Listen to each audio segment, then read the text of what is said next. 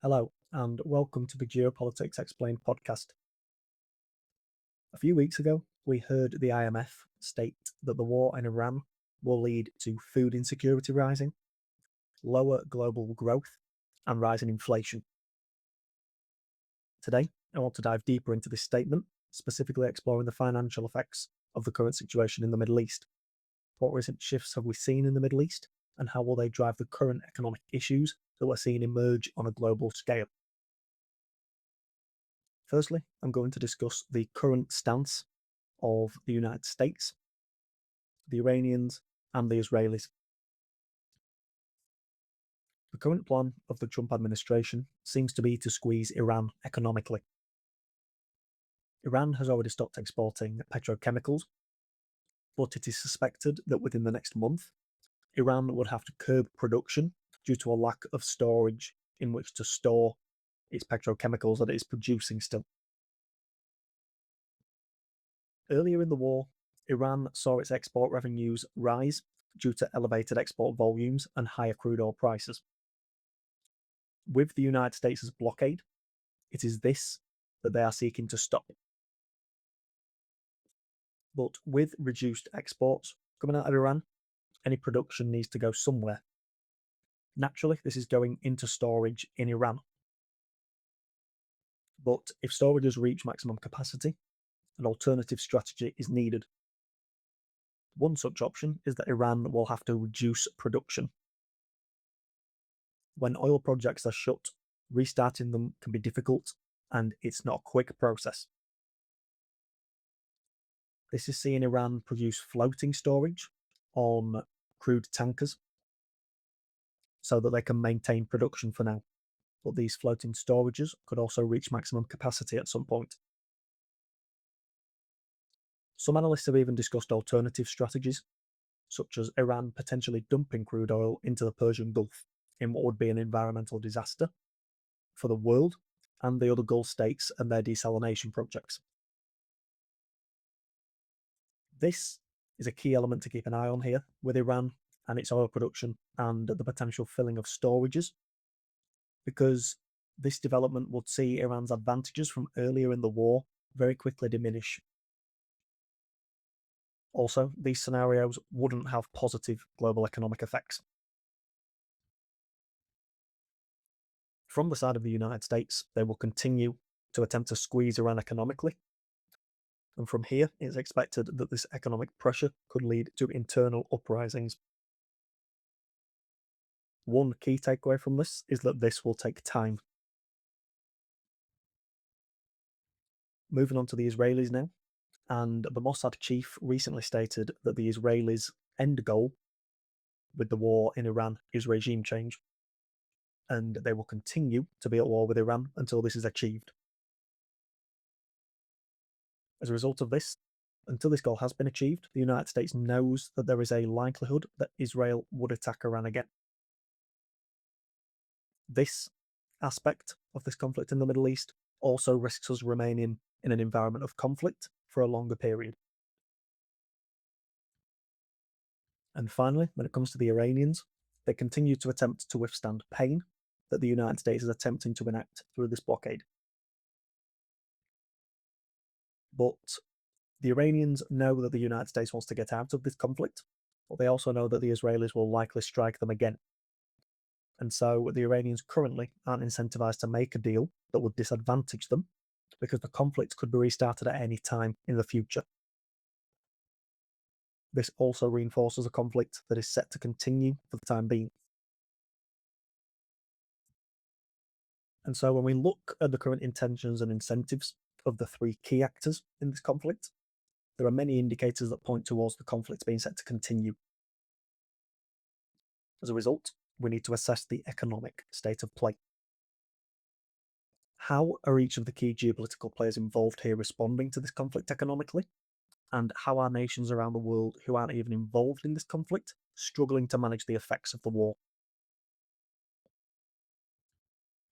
When it comes to the United States, gas prices have been rising sharply in some areas of the country, and Trump's disapproval rating has hit an all-time high.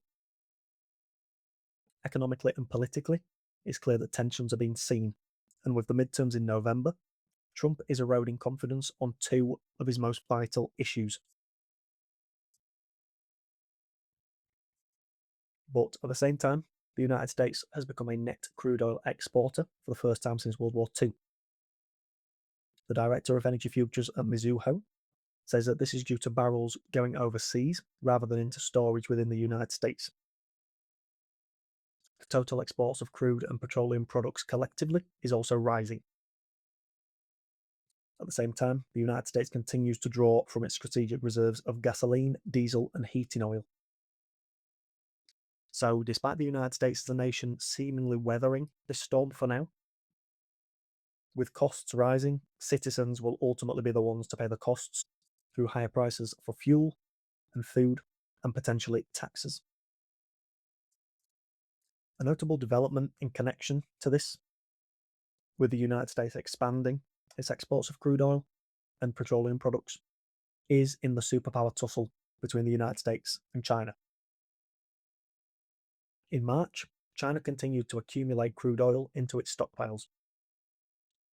Despite China not disclosing the volumes of crude that flow in and out of its stockpiles, an estimate can be established by deducting the amount of crude oil processed in China from any crude imports and any domestic production. From these figures, we can see that China is importing much more crude oil than it needs domestically. And so it's worth questioning, does China foresee a prolonged, persistent conflict here? China's current inventories are expected to be at least 1.2 billion barrels of crude oil. And if China released 2 million barrels per day, it would take almost 2 years for their stockpiles to deplete. As the world's biggest importer of crude oil, China building stockpiles gives them options and it gives them resiliency, which are two pursuits that we're seeing geopolitical actors around the world undertake. This is especially needed for China at a time when their economy has key issues, such as the housing market, demographic issues, and high local government debts. Outside of the United States, we're also seeing other nations that are suffering a lot more. Flights around the world have been grounded due to a lack of jet fuel. Schools have been closing for multiple days in Pakistan, and energy rationing is occurring in Southeast Asia. Poorer nations can't afford higher priced energy, and so they will suffer from serious declines in quality of life or more pressure to borrow with unfavourable terms. These nations are also suffering from tourism reduction, which sees government revenues and economic activity reduced even further. Of the states in the Middle East, they are suffering from dollar shortages after PIMCO sent $10 billion to the Middle East last week. This won't help the current issue that we're seeing unfold around the world where trust is declining in the United States. Another development here has been the redirection of crude exports across the Middle East, specifically with Saudi Arabia into the Red Sea. They have shifted their exports to Yanbu, but if the Bab al-Mandeb Strait was blockaded once again, as the Houthis have been repeatedly threatening, then these exports would have to leave the Red Sea through the Suez Canal.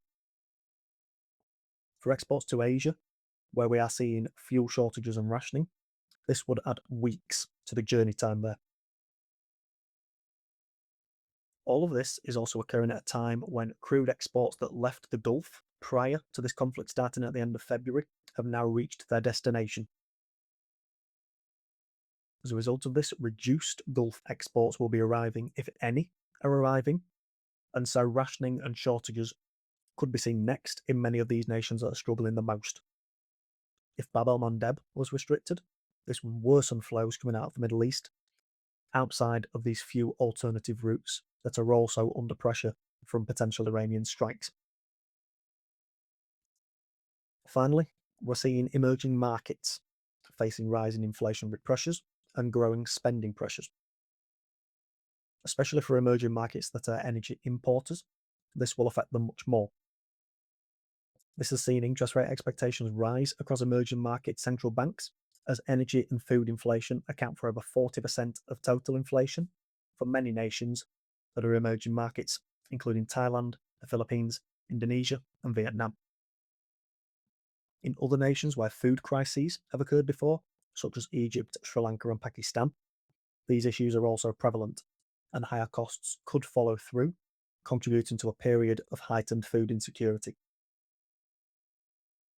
This discussion highlights many issues that are emerging due to the conflict in the Middle East, but I hope that this highlights that economic pressures are emerging and they will have global ramifications.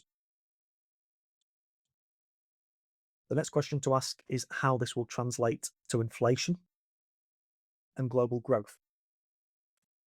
Will we see rising inflation, or could we see a global recession? Is this question that we'll answer in next episode.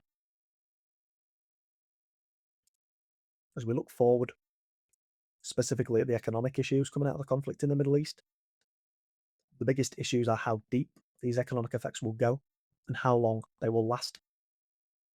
This has the potential to be very bad news for the global economy, and so we need to know what to expect. This episode will be released on Friday, where we will look at answering these questions. That's all for today. If you enjoyed this episode, please consider leaving a review on the podcast platform of your choice. It really helps out the podcast. I've been Dylan, and I'll talk to you next time.